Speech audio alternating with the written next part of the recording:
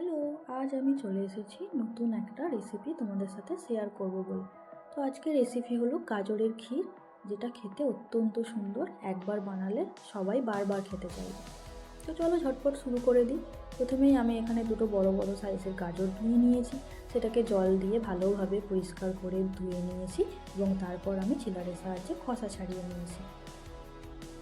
এরপর গাজরের আমি সামনের এবং পিছনের দিকটা কিছুটা করে বাদ দিয়ে দেবো এবং মাঝখান থেকে কেটে হাফ করে নেব, যাতে আমার এটা গ্রেট করতে সুবিধা হয়।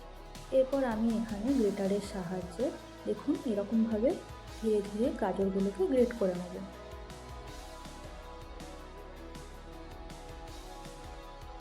দেখুন ইতিমধ্যেই আমার গ্রেট করা হয়ে গেছে, কত সুন্দর ছোট ছোট কুচো হয়ে গেছে গাজরগুলো। এরপর আমি একটা কড়াইয়ের মধ্যে একটু ঘি ঢেলে সেটাকে গরম করে নেব এবং এটা গরম হয়ে গেলে আমি তার মধ্যে আগে থেকে ছোট ছোট করে কেটে রাখা কিছু কাঠবাদাম ভেজে নেব। অল্প একটু নাড়াচাড়া করতেই দেখুন আমাদের ভাজা হয়ে গেছে কাঠবাদাম।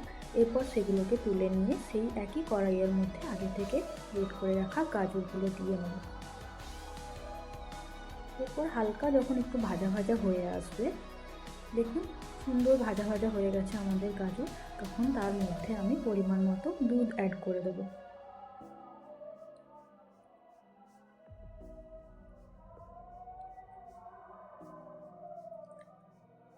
দুধ দেওয়ার পর কিন্তু কিছুক্ষণ ছাড়া ছাড়া আমাদের খুন্তিতে করে বারবার নাড়াচাড়া করতে হবে, তা না হলে কড়ার চারপাশে লেগে যেতে পারে।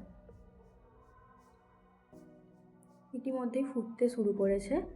এই পর্যায়ে আমাদের কিছুক্ষণ ছাড়া ছাড়াই বারবার ভালোভাবে নাড়াচাড়া করতে হবে।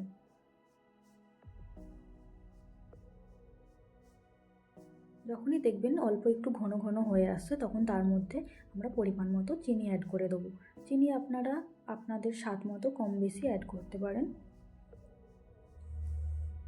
এরপর আমি এখানে আগে থেকে বেটে রাখা চালের গুঁড়ি 1 চামচ মতো অ্যাড করে দেবো, দিয়ে তারপর আবার ভালোভাবে নাড়াচাড়া করতে থাকবো।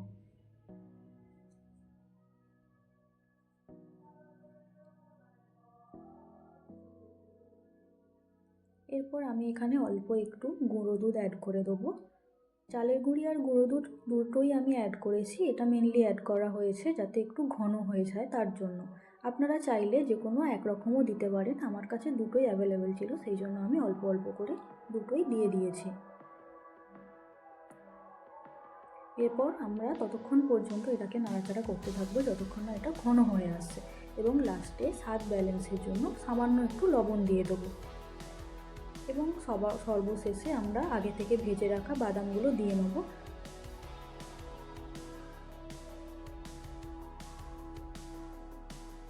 দেখুন ইতিমধ্যেই আমাদের গাজরের ক্ষীর কিন্তু একদম রেডি হয়ে গেছে। আমরা এটাকে সুন্দরভাবে পরিবেশন করে নেব। ডেকোরেশনের জন্য আমি এখানে কাঠবাদাম ইউজ করেছি। আপনারা আপনাদের পছন্দ মতো ডেকোরেট করতে পারেন। ভিডিওটি ভালো লাগলে একটা লাইক করে